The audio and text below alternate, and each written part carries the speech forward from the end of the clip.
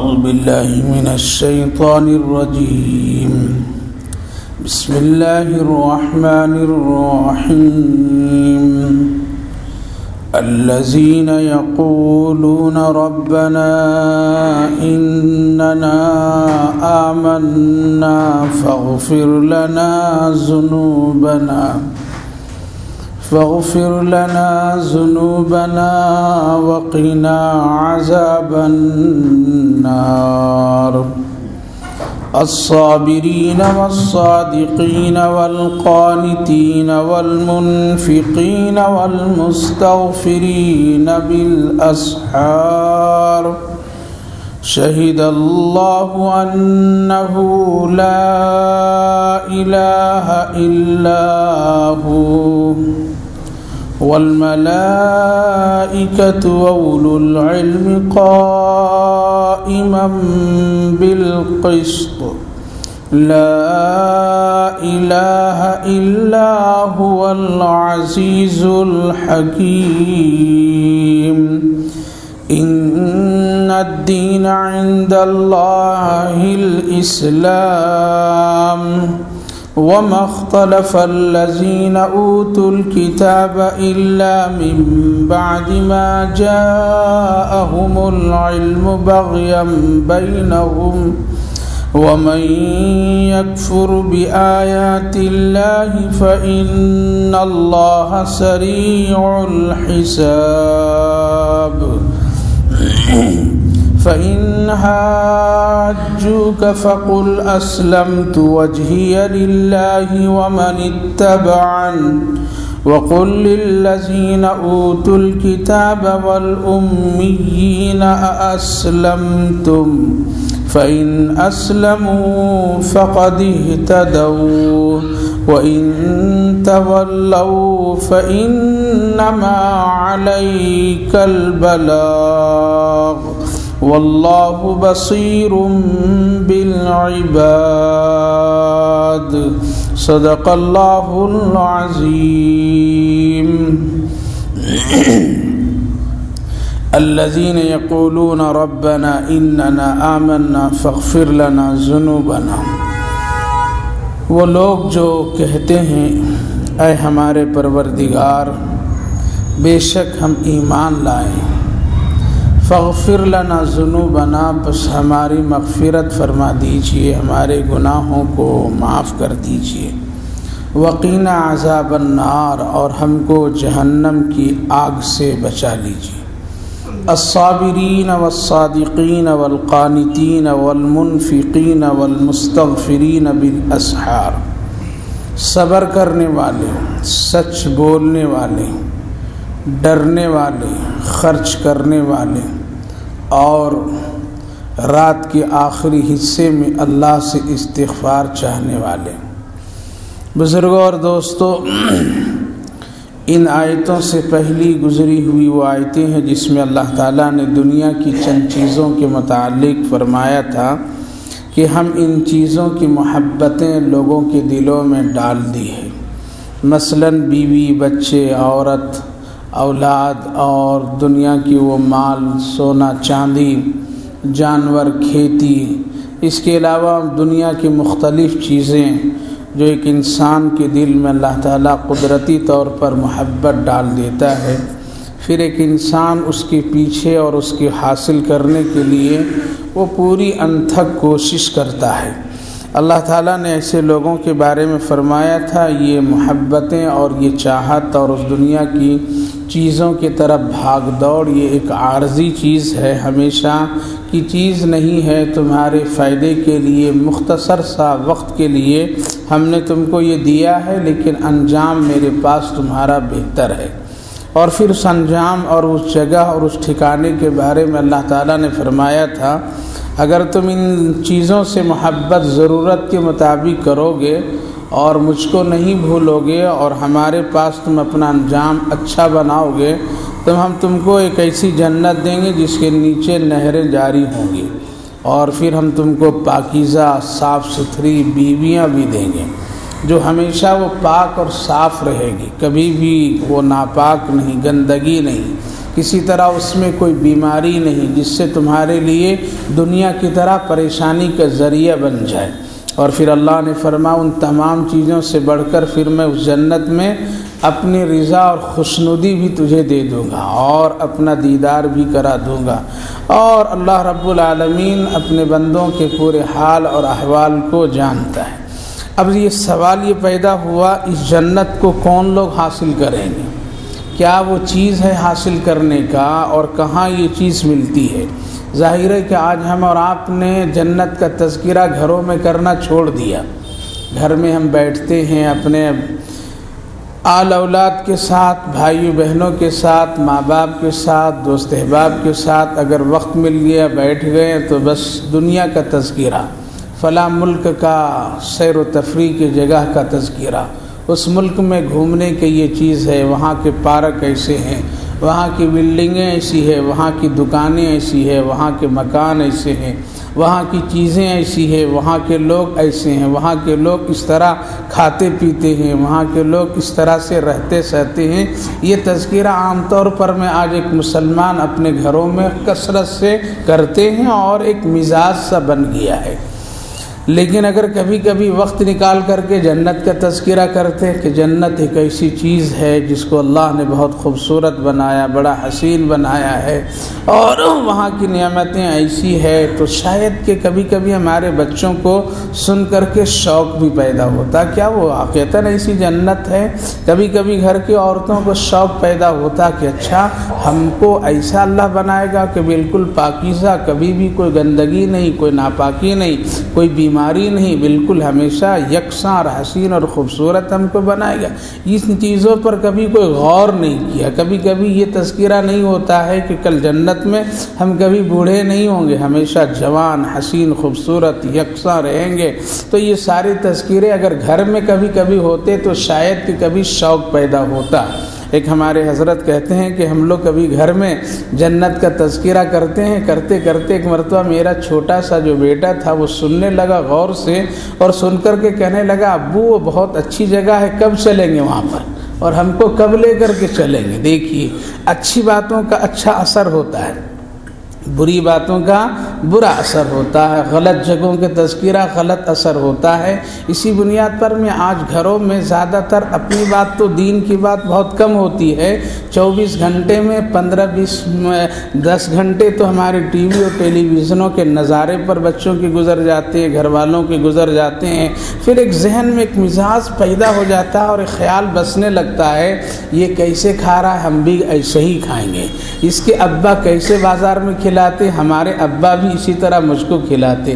یہ ایک عورت دیکھتی ہے یہ عورت کیسے باہر سیر و تفریح کر رہی ہے، ہم بھی اسی طرح کریں گے۔ ایک نوجوان دیکھتا ہے یہ کس طرح آزادی کے ساتھ گھومتا پھرتا ہے اور اپنی زندگی عیش و موج مستی کے ساتھ گزارتا ہے، ہم بھی ایسے گزاریں گے۔ جب اس طرح کے مناظر اپنے گھروں میں بچے، نوجوان، عورتیں جب دیکھتی ہیں تو ایک شوق اور جذبہ پیدا ہوتا ہے، اور پھر کبھی نہ کبھی اس سمندر والے گناہ میں آدمی گوتا لگا لیتا ہے اور اس کی کوشش کرتا ہے، اور پھر اللہ اور اس کے رسول کی نافرمانی کر بیٹھتا ہے۔ ابھی ایک واقعہ پیش آیا، اسی لیے سنا دینا ضروری سمجھتا ہوں۔ اس وقت میں ہمارا اور آپ کا حال اور حالتیں ایسی ہو گئی ہے، اور خصوصاً ہم نے جنت کا تذکرہ گھروں میں کرنا چھوڑ دیا، اپنے دسترخوان پر اللہ کی نعمتوں کا تذکرہ کرنا چھوڑ دیا، جنت کی ہماری زندگی جو ہوگی اس کا ذکر کرنا چھوڑ دیا، دوسری چیزوں پہ ہم لگ گئے اور ہمارا وقت اس پر لگ رہا ہے،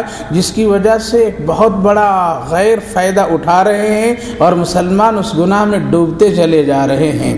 کھانے پینے کے مسئلے کے سلسلے میں ایک بہت عجیب و غریب بات پیش آئی۔ ابھی 2-3 دن پہلے میرے پاس ایک مرتبہ فون آیا، رات میں ایک میرے دوست نے فون کیا، ہمارے پڑوس میں رہنے والا ایک شخص ہے، ایسا ہوا کہ اس نے کھانے کا آرڈر ایک ہوٹل میں دیا اور پارسل وہاں سے منگایا۔ اس ہوٹل کا نام آج خوب جانتے، پیزا ہٹ اس طرح کر کے نام کھلا ہے۔ انگریزوں نے، مغربی دنیا والوں نے اس طرح کے کثرت سے ہوٹل کھول دیے ہیں۔ اس نے آرڈر دیا گوشت کا، اس میں چکن بھی ہے، مٹن بھی ہے اور دوسرے بہت سارے گوشت کا بھی اس میں سارے نام لکھ کر کے تھے۔ اس نے وہاں سے 3-4 قسم کے گوشت جو تمہارے اچھا اور لذیذ ہے وہ لا کر کے ہمارے ہاں پارسل میں بھیجو، بچوں کی خواہش ہے، بچوں کو ضد ہے، بچوں کے کھانے کا شوق ہے، اس میں بھیج دیا، منگا لیا۔ آگے آنے کے بعد میں جب کھانے کے لیے بیٹھتے ہیں تو چکن کو تو آدمی پہچان لیتا ہے، اس کا گوشت یہ ہے، اس کی کیفیت ایسی ہے، مٹن کی کیفیت ایسی ہے، لیکن 1-2 گوشت اس طرح سے تھے جو کبھی پہچان میں نہیں آتے، لیکن کھا رہے ہیں شوق سے، اس لیے کہ ٹی وی پر دیکھا ہے کھاتے ہوئے لوگوں کو، وہ دیکھا ہے لوگوں کو اس طرح سے کھاتے ہوئے، اس طرح کے ایٹم اور اس طرح کی چیزیں شوق سے گھر میں لوگ بیٹھ کر کے کھا رہے ہیں، یہ بھی کھا رہا ہے۔ کون ہے؟ یہ مسلمان کھا رہا ہے۔ کھاتے کھاتے پھر کسی نے کہا کہ یہ ہے آخر کس چیز کا گوشت ہے؟ ڈبے پر دیکھو کس چیز کا نام لکھا ہوا ہے، دیکھتے ہیں تو وہاں بھی نام پتہ نہیں چلتا ہے۔ خیر اس کو فون کرتے ہیں، یہ گوشت کس چیز کا ہے؟ تو اس نے کہا کہ یہ گوشت خنزیر کا ہے، گوشت۔ آدھے سے زیادہ خوشی خوشی میں لوگ گوشت کھا لی۔ میرے بھائی بزرگوں، آج حالات ایسے ہیں شہر کے، آج ایسے ہیں ماڈرن زمانے، ہم کو کہاں سے کہاں لے گیا۔ غیروں کو طریقہ دیکھ کر کے وہ کیسے کھاتا ہم بھی ایسے ہی کھائیں گے، وہ کیسے پہنتا ہم بھی ایسے پہنیں گے، ہم بھی ویسے ہی اپنے بچوں کو پہنائیں گے، ہم بھی ویسے ہی اپنے بچوں کو کھلائیں گے اور ہم بھی ایسے کریں گے۔ آدھے سے زیادہ خنزیر کے گوشت سارے فیملی کھا لیے بیٹھ کر کے، اللہ اکبر، خوشی خوشی چاند کر کے، غور و فکر نہیں، تحقیق نہیں۔ کھانے کے بعد جب وہ مسئلہ سامنے آیا، یہ تو ایسا ہے، کیوں تم نے ایسا بھیجا؟ کہا کہ ہم نے تو نہیں بھیجا، ہمارے یہاں جیسا آرڈر آئے گا ویسا ہم تو دیں گے۔ اس کو بلایا گیا، پولیس میں کمپلین دیا گیا، پھر اس کو بلایا گیا تو اس نے کہا ہمارے یہاں تو اس نے کہا کہ ہر طرح کے گوشت جو تمہارے یہاں اچھے اور لذیذ بنتے ہیں وہ لا کر کے بھیجو۔ ہم نے بھیج دیا ہمارے یہاں، اگر یہ نام دیکھ کر کے کہا ہوتا تب نے، ہم سے اس نے نام نہیں پوچھا اور ہم نے بھیج دیا۔ کھانے والے کو چاہیے کیا کھا رہا ہے، پینے والوں کو چاہیے کیا پی رہا ہے۔ آج ہزاروں ایسی پینے کی چیزیں دنیا مارکیٹ میں آ گئی ہے، دیکھنے میں تو لگ رہا ہے کہ یہ اس میں سیب کا تصویر ہے، اس میں انگور کی تصویر ہے، اس میں موز کی تصویر ہے، لیکن اس میں شراب بھی ملی ہوئی ہے۔ اس میں انگریزوں نے آج ساری چیزیں ایسے کر دیا ہے، اس لیے کھانے پینے میں بہت احتیاط کی ضرورت ہے۔ اور آج اس طرح کے ہوٹلز اور اس طرح کے کھانے پینے کی جگہ جو انگریزی طرز کے بنے ہوئے ہیں، جہاں تجھ کو اور ہم کو سمجھ میں نہیں آتا ہے، ایسی چیزوں میں منہ نہیں لگانا چاہیے، کیا مر جائے گا انسان۔ کہیں دوسری جگہ سے حلال جگہ سے کھانا چاہیے۔ تو عرض یہ کر رہا ہوں کہ دیکھتے دیکھتے پوری فیملی کیا ہوا، خنزیر کا گوشت کھا لیا۔ اور اس نے کہا کہ یہ نہیں، سینکڑوں دکانیں بنگلور میں ہماری ہیں،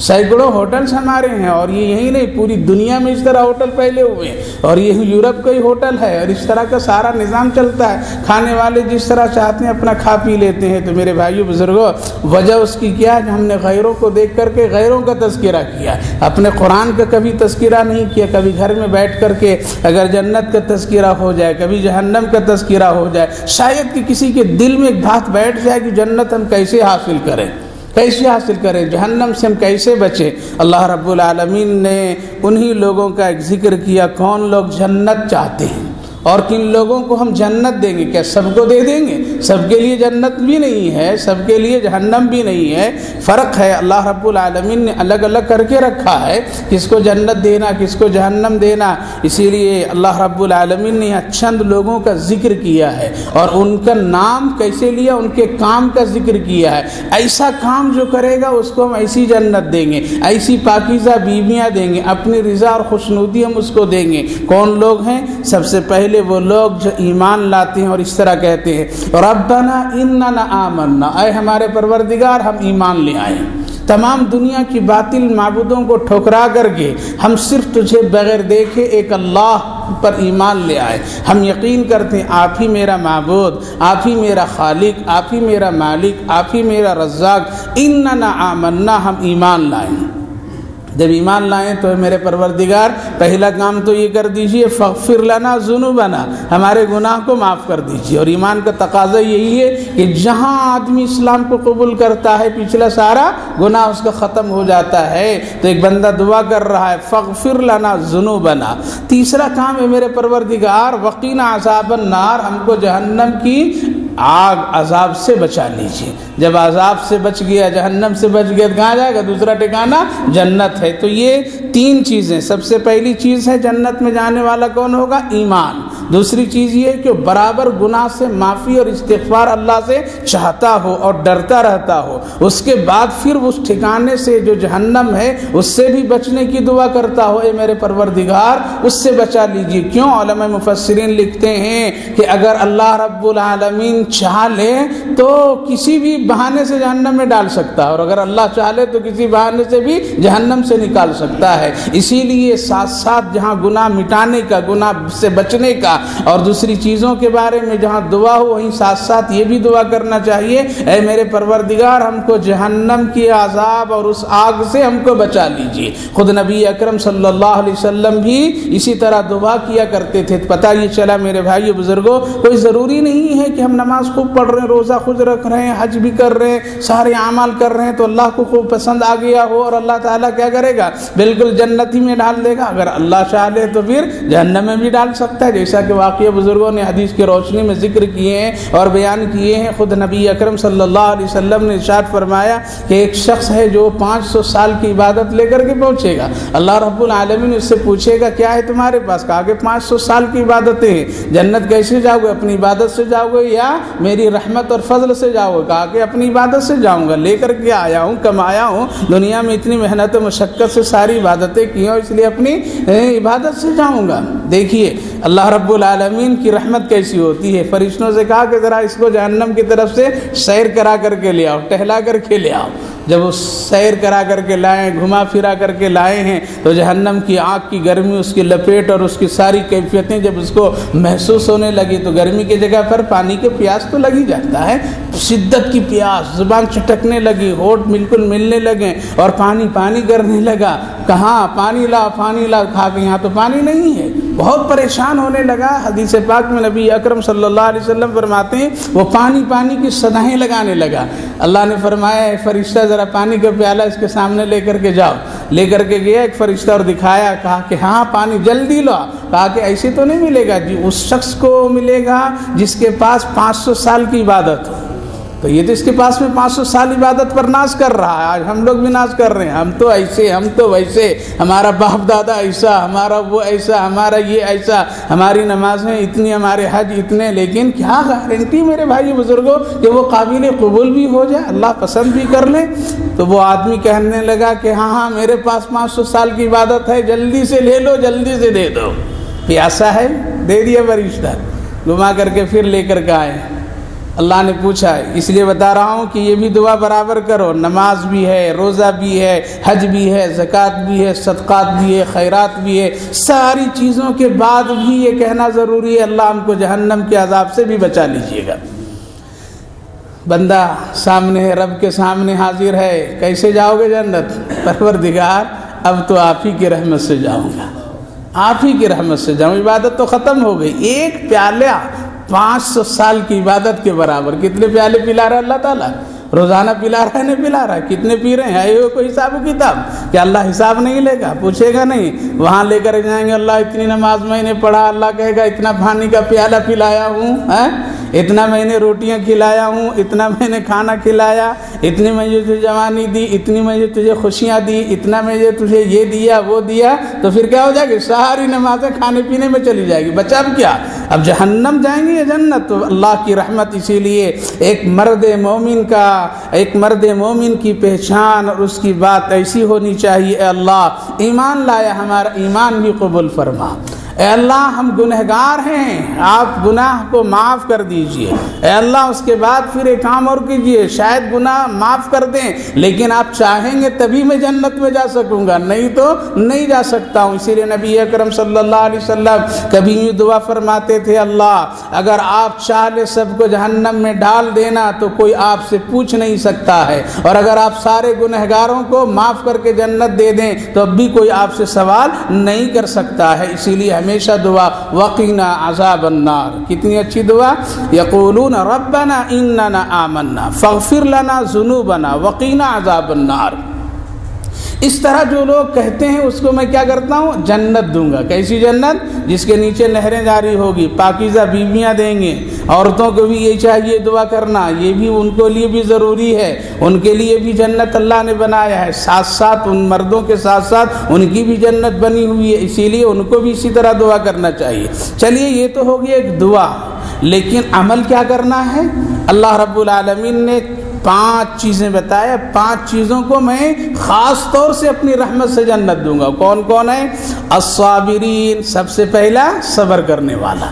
آدمی یہاں گمراہ ہوتا ہے، یہاں گمراہ ہوتا ہے۔ آدمی کہتا ہے کہ صبر مصیبت میں کرنا، نہیں، صبر کبھی خوشی میں بھی کرنا، دونوں میں چیزیں ہیں۔ آدمی اس پر غور نہیں کرتا، نہیں خوشی میں صبر کیا کریں گے، مال میرے پاس ہے، جیب میرا گرم ہے، تجوری میری بھری پڑی ہوئی، بینک اکاؤنٹ میرا بہت ہی اچھا ہے۔ یہاں صبر کرنے کا مطلب یہاں بھی صبر ضروری ہے، اور اگر مال چلا جائے، صحت چلی جائے، یہاں بھی صبر کرنا ضروری ہے۔ کہیں گے دونوں چیزوں میں کیسے؟ اگر مال ہے صبر کرو، ایسا نہیں جہاں تہاں خرچ نہ کر دو۔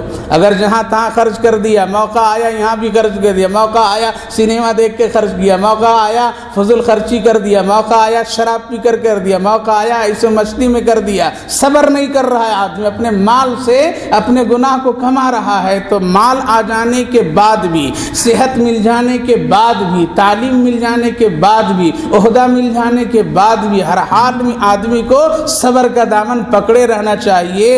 ایسا نہیں کہ بے صبری میں مال کو ضائع کر دینا چاہے، ارے مال ہے تو چاہو اللہ رسول کی نافرمانی کر دو، نہیں، بلکہ صبر کرو۔ یہاں بھی صبر کرنا ضروری ہے۔ اگر یہاں صبر نہیں کریں گے، ہو سکتا ہے یہ بے صبری کہیں گناہ کی طرف نہ لے جائے، اور وہی ہے بے صبری، آدمی کو ضرورت نہیں کھانے پینے کے، لیکن شوق سے بار بار ہوٹلوں میں کھا رہا ہے، بار بار وہ پی رہا ہے، بار بار سیر و تفریح کر رہا ہے، پیسے کو اڑا رہا ہے، اور وہ 1 روپیہ بھی کسی غریب کو دے کر کے نیکی حاصل نہیں کر رہا۔ یہ کیا ہو گیا؟ یہ صبر کا دامن چھوڑ چکا ہے یہ آدمی۔ یا اس کے پاس میں ہے اتنا، پھر بھی وہ لالچی کر رہا ہے، پھر بھی وہ کیا کر رہا ہے؟ لالچی کر رہا ہے، اچھا اتنا ہے اور آ جائے، اتنا ہے اور آ جائے، اتنا ہے اور آ جائے، صبر نہیں کر رہا ہے، بلکہ اس کی طرف بڑھتا چلا جا رہا ہے۔ تو صبر کرنا چاہیے۔ اسی لیے حضرت مولانا قاسم صاحب نانوتوی رحمۃ اللہ علیہ فرماتے ہیں کہ دونوں چیزوں میں صبر کرنا، مال کے رہنے میں بھی صبر کرنا، مال کے آنے میں بھی صبر کرنا، اور مال کے جانے میں بھی صبر کرنا۔ ایسا نہیں کہ آ رہا ہے تو سب لے لو، جیسا بھی آ رہا ہے، حلال حرام جہاں تیسا سب لے لو، اور جا رہا ہے تو سب جگہ بھیج دو، کوئی اس کا راستہ متعین نہیں، دونوں میں احتیاط کرنا۔ اسی لیے حضرت مولانا قاسم صاحب نانوتوی رحمۃ اللہ علیہ کا نام ایک بہت ہی اونچا ہے، صبر۔ ان کی ایک مثال،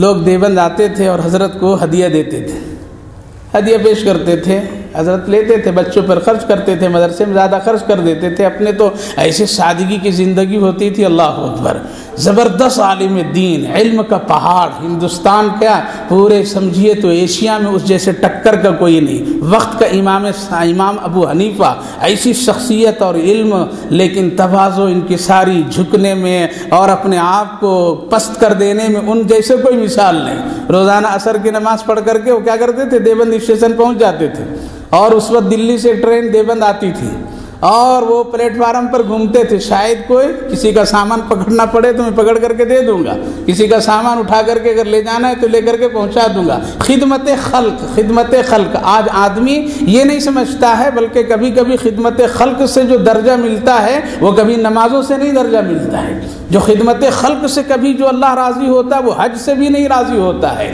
خدمت خلق ایک بہت بڑی چیز ہے۔ تو خدمت خلق کی بنیاد پر حضرت روزانہ جاتے تھے۔ ایک مرتبہ کوئی نواب صاحب بھوپال سے آ رہے تھے، سامان وامان اچھا خاصا لے کر کے، اور حضرت ہی سے ملنے کے لیے آ رہے تھے، کس سے؟ حضرت سے ملنے کے لیے۔ حضرت بھی پلیٹ فارم پہ ٹہل رہے ہیں، اس نے بلایا، ارے بھائی آؤ مولوی صاحب ذرا میرا سامان پکڑو۔ کہا کہ ہاں میں تو آ ہی رہا ہوں۔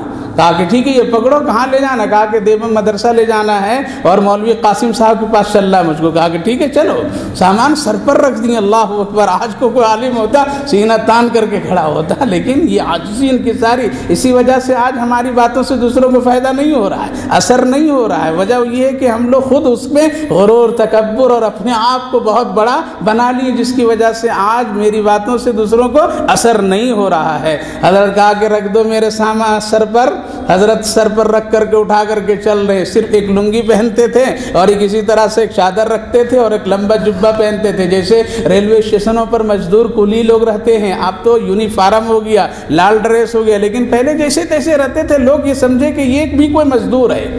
جب قریب پہنچے مدرسے کے بچے دیکھیں تو فوراً دوڑنے لگے، حضرت یہ کہا تو یہ بھی پریشان، یہ کون سا حضرت؟ کہا کہ بھائی یہ حضرت مولانا قاسم صاحب نانوتوی ہیں۔ کہا کہ اللہ اکبر، جس سے ملنے کے لیے آ رہا ہوں وہ میرا سامان وہیں سے اٹھا رہا ہے۔ سر پکڑ لیے، اب ملنے لگے، چپڑنے لگے، غلطی ہو گئی معاف کیجئے۔ تو حضرت فرماتے ہیں بھائی کوئی غلطی نہیں ہوئی، یہ تو میرے آقا حضرت محمد رسول اللہ کی سنت ہے، اس کو میں عمل کر رہا ہوں۔ تو میرے بھائی وہ ایسے عالم دین تھے، صبر کے بارے بتا رہا ہوں۔ آج ہم صبر سمجھتے ہیں دولت چلی جائے، صحت چلی جائے، پریشانی آ جائیں تب صبر نہیں، صبر ہے خوشی میں کرنا، صبر ہے آنے میں کرنا، صبر ہے جب آدمی بشاشت کے ساتھ صحت مند ہو تب صبر کرنا، کہیں ایسے نہیں کہ اس جوانی کو غلط جگہ پر لے جانا، بلکہ صبر کرتے رہنا، اس کا صحیح جگہ پر اس کا استعمال کرنا، یہ بھی ایک صبر کی کیفیت ہے۔ حضرت کے پاس میں مسجد چھتہ میں پہنچا ایک آدمی، کہاں ہے حضرت؟ قاسم صاحب نانوتوی۔ کہا کہ بیٹھے ہیں ابھی وظیفے میں۔ اچھا وظیفے سے فارغ ہوئے، کہا حضرت یہ کچھ پیسے لے کر کے آیا ہوں اور آپ کو دینے کے لیے آیا ہوں۔ حضرت نے کہا کہ نہیں مجھ کو ضرورت نہیں، مجھ کو ضرورت نہیں ہے، میرے پاس ہے اتنے کہ ابھی میں کئی دن تک کھا سکتا ہوں، اس لیے جاؤ کسی اور ہیں یہاں پہ مدرسے میں دے دو۔ وہاں جب کہا کہ نہیں آپ ہی کے لیے لایا ہوں تو آپ ہی کو مجھ کو دینا ہے، صبر۔ کہا کہ نہ ہم تو نہیں لیں گے، دوسرے ضرورت مند بہت سے مولوی ہیں مدرسے میں، ان کو جا کر کے دے دو۔ کہا کہ نہیں آپ کو دینا چاہتا ہوں۔ کہا کہ نہ میں تو نہیں لوں گا۔ کہا کہ پھر مدرسے میں لے لیجیے۔ کہا کہ میرے مدرسے میں بھی ہیں کھانے کے لیے، جاؤ کسی دوسرے مدرسے میں دے دو۔ یہ ہے صبر، یہ ہے صبر۔ اب تو نہیں اس مدرسے کو نہیں دینا، اس مدرسے کو نہیں دینا، یہاں نہیں دینا، وہاں نہیں دینا، یہ ہے بے صبری کی باتیں ہو رہی ہے، بے صبری کی باتیں ہو رہی، صبر صبر۔ حضرت مولانا قاسم صاحب نانوتوی رحمۃ اللہ علیہ بہت اصرار کیے، نہ لوں گا، نہ مدرسے میں ضرورت، نہ مجھے ضرورت۔ تو آخر کار حضرت پھر اشراق کی نماز پڑھنے کے لیے رکعت باندھ دیے۔ یہ آدمی کہا کہ حضرت کی جوتی کدھر ہے؟ معلوم کیا سارے پیسے جوتی میں ٹھوس کر کے چلا گیا۔ حضرت جو نماز سے فارغ ہوئے اپنی جوتی کو منگوائے اور پیر ڈال رہے ہیں تو اندر پیر نہیں جا رہا ہے۔ کیا ہے اس میں، کیا چیز پڑ گئی ہے جو اندر پیر نہیں جا رہا ہے؟ اٹھا کر کے ہاتھ نکال کے دیکھتے ہیں تو سارے پیسے اس سے گر رہے ہیں۔ حضرت نے فرمایا جب دنیا کو تم ٹھوکر مارو گے دنیا تیرے قدموں میں اسی طرح آئے گی، صبر کرو۔ الصابرین، تو اللہ نے فرمایا جنت میں اس کو دوں گا، اپنی رضا اس کو دوں گا، پاکیزہ بیویاں ان کو دوں گا، کیوں لوگ الصابرین، صبر کرنے والا جو ہو۔ یعنی صبر میں ہر حال اللہ کی طرف آ رہی ہے دولت، پھر بھی بولو اللہ کی طرف سے آ رہی ہے، اور صبر کرو، صحیح جگہ پر خرچ کرو، صحیح استعمال کرو۔ جا رہی ہے اور چلی گئی صحیح طور پر میں جگہ پر میں، اور کوئی پریشانی آ گئی کہہ دو اللہ ہی کی طرف سے۔ حضرت مولانا وسیع اللہ صاحب رحمۃ اللہ علیہ بڑے اللہ والے تھے، سناتے تھے بتاتے تھے کہ ایک ان کے بڑے پیر جو تھے وہ بہت بڑے مالدار تھے، ان کا پانی کا جہاز چلتا تھا بندرگاہوں میں، بمبئی کے راستے میں۔ ایک مرتبہ آ کر کسی نے خبر دیا حضرت آپ کا جہاز ڈوب گیا، تو سر جھکائیں اور سینے کو ٹٹول کر کے دیکھیں، کہا الحمدللہ۔ کیا کہا؟ الحمدللہ۔ تھوڑی دیر کے بعد پھر کسی نے کہا کہ حضرت آپ کا نہیں دوسرے کا ڈوبا ہے، تب بھی تھوڑی دیر نظر نیچے کیے، پھر اٹھائے اور کہا الحمدللہ۔ تو لوگوں نے پوچھا ڈوبنے میں بھی الحمدللہ، ملنے میں بھی الحمدللہ؟ یہ ہے صبر، یعنی چلا جائے تب بھی اللہ، آ جائے تب بھی اللہ۔ تو حضرت نے فرمایا جب چلا گیا تو دلوں کو ٹٹول کر کے دیکھا کہیں خدا تو نہیں نکل گیا ہے مال کی وجہ سے، اسی لیے دیکھا صبر ہے، جانے دو جو کچھ کرتا ہے اللہ کرتا ہے، اس لیے اس کے فیصلے پر میں راضی ہوں، اسی لیے میں اللہ کی تعریف کیا۔ پھر خبر آئی کہ نہیں آپ کا نہیں دوسرے کا ہے، پھر میں اپنے دل میں ٹٹول کر کے دیکھا کہیں ایسا تو نہیں دوسرے پر میں خوشی اور اپنے میں کہیں ایسا نہ ہو جائے اور شیطان کہیں حملہ نہ کر دے اور کوئی تکبر غرور نہ پیدا ہو جائے، اسی لیے میں اپنے دل کو ٹٹول کر کے دیکھا تو مجھے ملا کہ نہیں صبر ہے، اسی لیے میں نے کہا الحمدللہ۔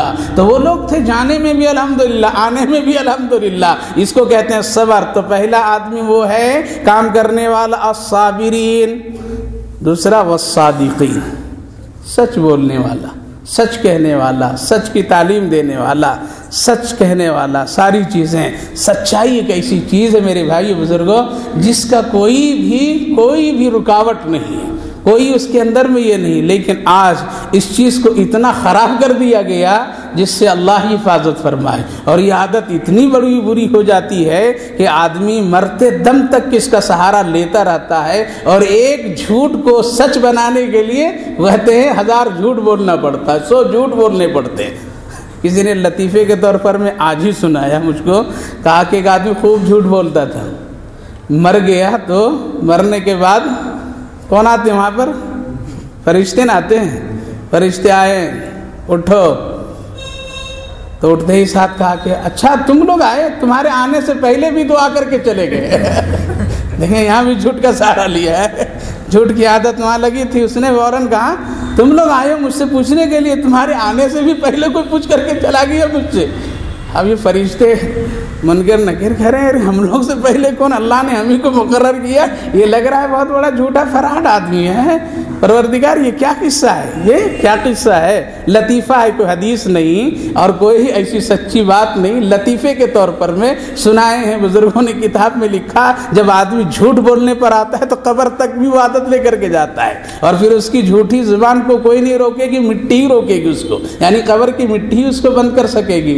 یہ اتنی بری فطرت ہے اور ایسی عادت ہے، اسی لیے نبی اکرم صلی اللہ علیہ وسلم نے فرمایا اس آدمی کے کاروبار میں خیر و برکت نہیں جو جھوٹ کا سہارا لے کر کے کرتا ہو۔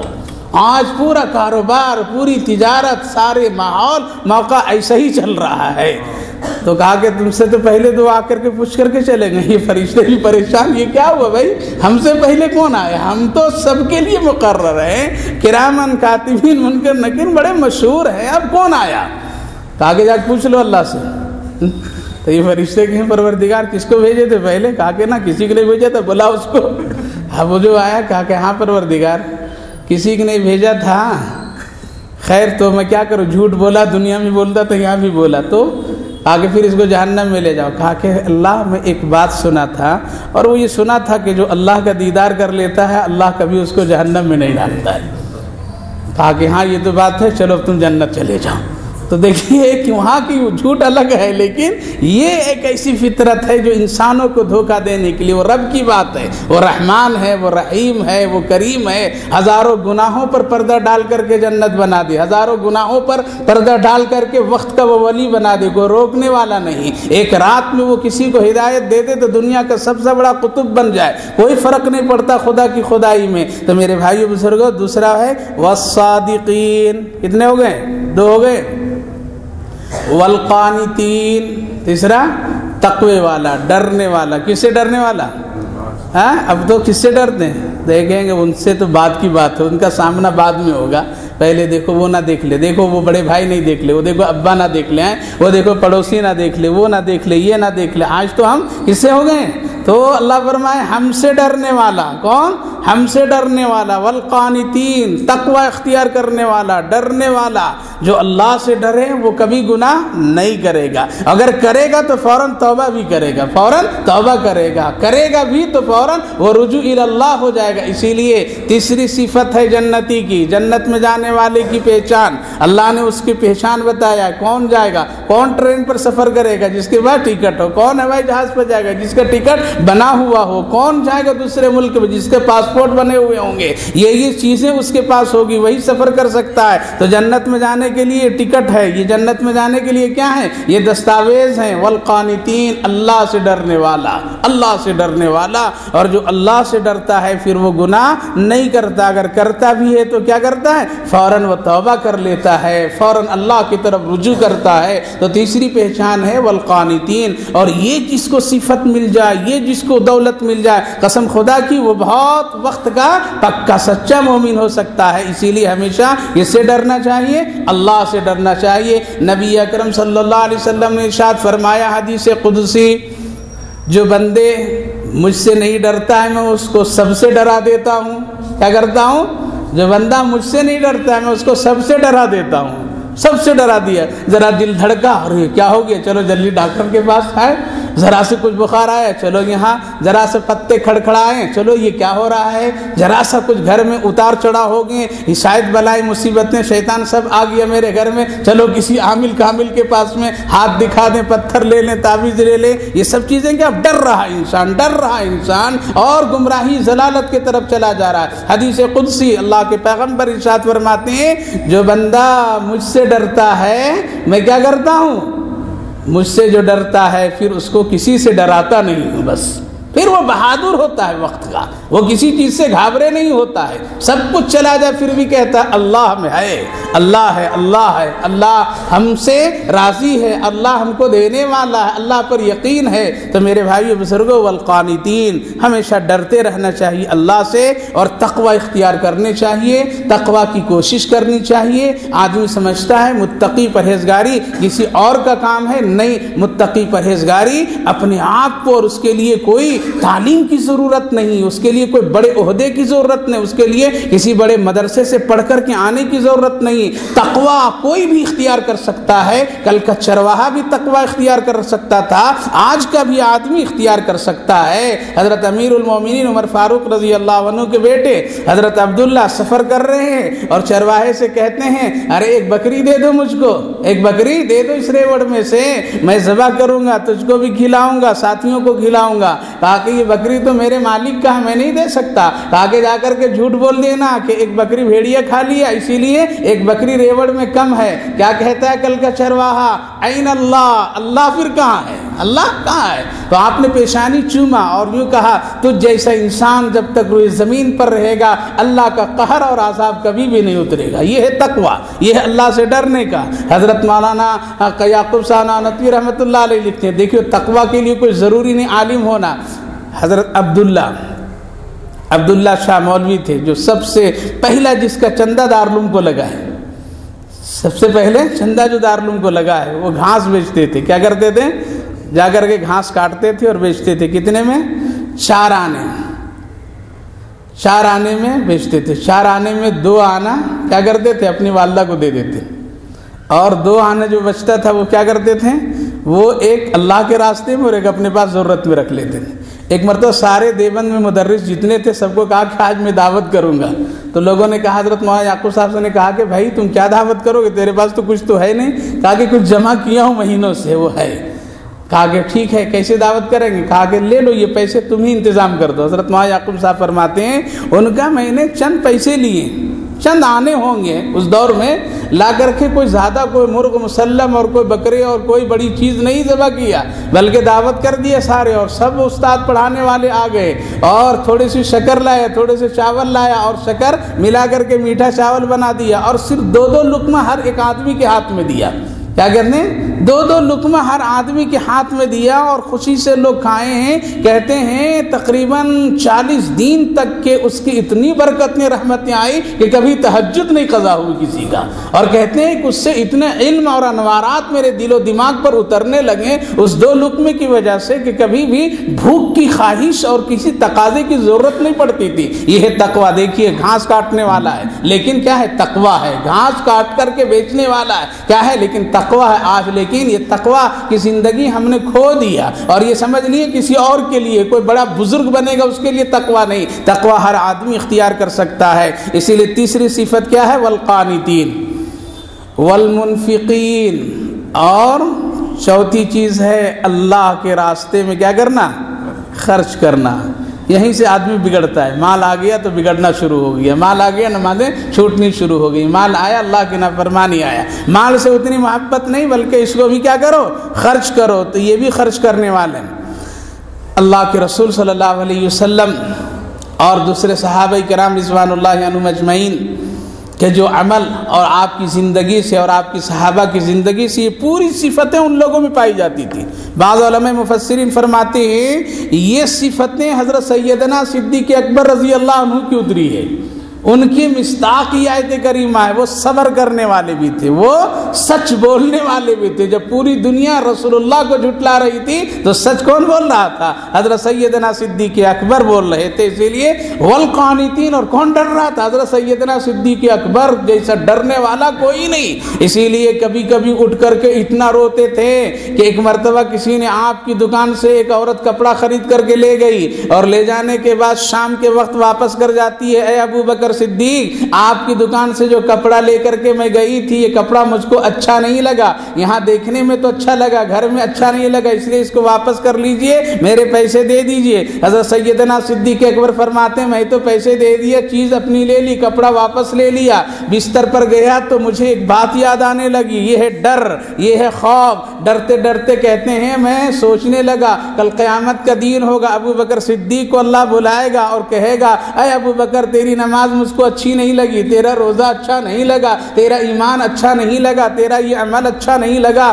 تو کیا ہوگا؟ یہ سوچ سوچ کر کے حضرت سیدنا صدیق اکبر خوب روئے۔ فجر کی نماز نبی کے پیچھے پڑھتے ہیں، مصلی کے پیچھے، آپ نبی کو دیکھتے ہیں، نبی آپ کو دیکھتے ہیں، چہرہ سرخ ہے، آنکھیں لال ہے، سرخ ہے، چہرے میں تغیر ہے، کیفیت بدلی ہوئی ہے۔ نبی پوچھتے ہیں کیا ہوا، کیا غم، کیا فکریں، کیا مصیبتیں، کوئی حادثہ؟ یا رسول اللہ کچھ بھی نہیں، ایک واقعہ پیش آ گیا ہے، عورت کپڑا خرید کر کے لے گئی تھی، شام کو واپس کر دی، لیکن ہم نے پیسے تو دے دیا، لیکن یہ بات دل میں بار بار کھٹک رہی ہے، میرا کیا ہوگا؟ نبی نے صدیق اکبر کا ہاتھ پکڑا اور کہا میرے ساتھ تم جنت میں اسی طرح جاؤ گے جیسے یہاں چلتے ہو میرے ساتھ میں۔ تو میرے بھائیو بزرگوں، ڈرنے والا کون ہے؟ سیدنا صدیق اکبر، ان کی شان کے مطابق یہ آیت کریمہ، اس لیے والقانتین والمنفقین، اور خرچ کرنے میں بھی اتنا کہ 40,000 دینار لیے اور لے کر کے کیا کیے؟ سب رسول اللہ کے حوالے کر دیا، یا رسول اللہ یہ ہے، غزوہ تبوک میں جھاڑو دے کر کے لے آئے، یا رسول اللہ سب کچھ یہ ہے، کیا چھوڑا؟ کہا کہ اللہ اور اس کے رسول کو چھوڑا۔ حضرت جبریل آئے اور کہا یا رسول اللہ پوچھیے اپنے ساتھی ابو بکر صدیق سے کیا اللہ سے راضی ہے یا نہیں راضی ہے صدیق؟ تو میرے بھائیو بزرگوں، والمنفقین، مال سے محبت ہو، مال سے ضرور محبت ہو، تبھی کمائیں گے، تبھی دکان لگائیں گے، تبھی تجارت کریں گے، سب کچھ کیجئے، لیکن اس میں سے اللہ کا حصہ بھی برابر نکالیے۔ والمنفقین والمستغفرین بالاسحار، ایک ایسی صفت جو سب کو نہیں ملتی۔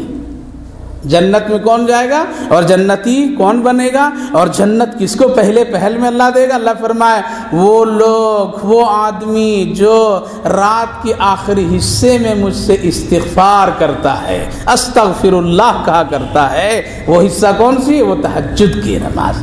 تہجد کی نماز فرض پڑھتا ہے، فجر بھی پڑھا، ظہر بھی پڑھا، عصر بھی پڑھا، مغرب بھی پڑھا، عشاء پڑھا، سب کیا، لیکن اس کے علاوہ بھی تہجد کے وقت میں اٹھتا ہے جب ساری دنیا سوتی ہے، اور وہ اٹھ کر کے بستر سے، نرم گرم بستر کو چھوڑ کر کے 2 رکعت پڑھتا ہے، سجدہ کرتا ہے، پھر کہتا ہے اللہ مجھ کو معاف فرما دے، تو اللہ کہتا ہے یہ آدمی جنتی، یہ میرا بندہ جنتی کا کام کر رہا ہے۔ اس لیے وقتاً فوقتاً کبھی کبھی کیا کرنا چاہیے؟ تہجد کی نماز پڑھنی چاہیے۔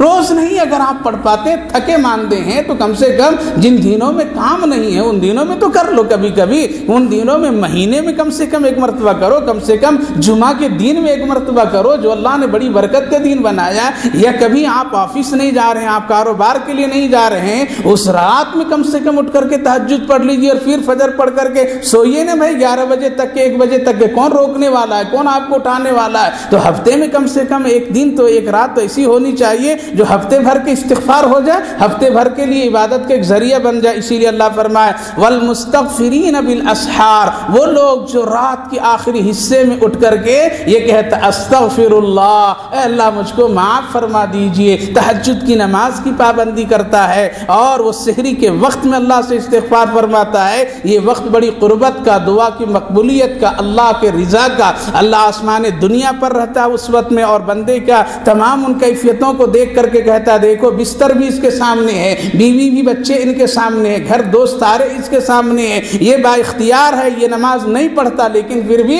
یہ پڑھ رہا ہے، تو اس کے لیے تو جنت مقرر کر دیا جائے۔ تو میرے بھائیو بزرگوں، جنت میں جانے والے لوگوں کے لیے اللہ نے کتنی پہچان بتلائی؟ 5 پہچان۔ سب سے پہلی چیز صبر، دوسری چیز سچ بولنا، تیسری چیز نہ اللہ سے ڈرتے رہنا، اور چوتھی چیز اللہ کے راستے میں اپنی طاقت حیثیت کے مطابق خرچ کرنا۔ کرنا، اور پانچویں چیز کیا ہے؟ آخری وقت میں تہجد پڑھنا۔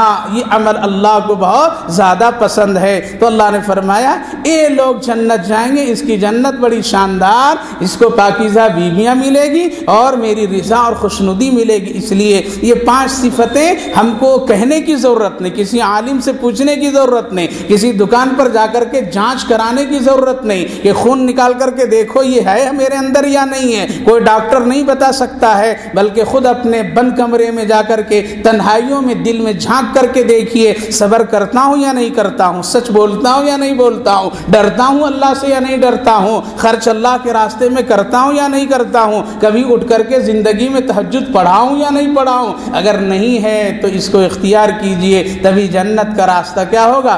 آسان ہو جائے گا۔ اللہ ہم سبوں کو اس کی توفیق عطا فرمائے۔ اگلی جو آیت آ رہی ہے، پہلے بھی اعلان کیا تھا، قرآن کی ایک ایسی آیت ہے جس کے بارے میں رسول اللہ صلی اللہ علیہ وسلم نے ارشاد فرمایا جو آدمی اس کو پڑھے گا برابر ہر فرض نماز کے بعد، اللہ اس کو چاہے گا تو بغیر حساب و کتاب کی جنت عطا کر دے گا۔ اور دنیا میں اللہ کے ایک ہونے کی گواہی اگر کوئی دینا چاہتا ہے تو اس آیت کریمہ کو پڑھ لے، انشاءاللہ اگلے ہفتے میں اللہ ہم سبوں کو اس کی توفیق عطا فرمائے۔ اور ساتھ ساتھ یہ بھی حدیث میں ہے جو آدمی اس آیت کریمہ کو پڑھ کر کے دعا کرے گا اللہ اس کی دعا کو ضرور قبول کرتا ہے، انشاءاللہ اگلے ہفتے میں آیت کریمہ۔ اللہم صلی علی سیدنا نبینا حبیبنا مولانا محمد وبارک وسلم علیہ۔ اللهم ربنا آتنا في الدنيا حسنة وفي الآخرة حسنة وقنا عذاب النار۔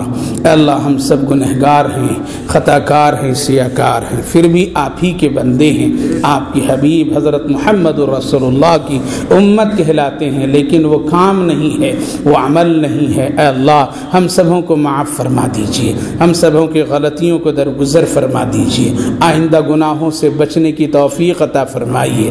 اے اللہ نیکی کی توفیق عطا فرمائیے، نیکی کے راستے ہم سبوں کے لیے آسان بنا دیجئے، گناہوں کے راستے ہم سبوں کے لیے سخت بنا دیجئے کہ سوچنے کے باوجود بھی گناہ کی ہمت نہ ہو، اور نیکی کا راستہ اتنا آسان بنا دیجئے کہ نہ چاہتے ہوئے بھی اس نیکی کا راستہ پر چلنا ہمارے لیے آسان ہو جائے۔ اے رب کریم کرم کا معاملہ فرما دیجئے، اس مجلس قرآن کو بہت قبول فرما لیجئے۔ جتنے بھائی بزرگ نوجوان بچے ماں بہنیں اس مجلس میں حاضر ہیں سب کی حاضری کو قبول فرمائیے، کہنے سننے کو قبول فرمائیے، عمل کی توفیق عطا فرمائیے، اپنی رضا خوشنودی عطا فرمائیے، دنیا اور آخرت کی بھلائیاں عطا فرمائیے۔ اے اللہ رحم و کرم کا خاص معاملہ فرمائیے، آنے والی دنیا کی ہر طرح کی مصیبتیں، غم، فکریں، حوادثات، مہلکات، بیماریاں، ان تمام چیزوں سے ہم سب پناہ مانگتے ہیں، ہم سب کی حفاظت فرمائیے،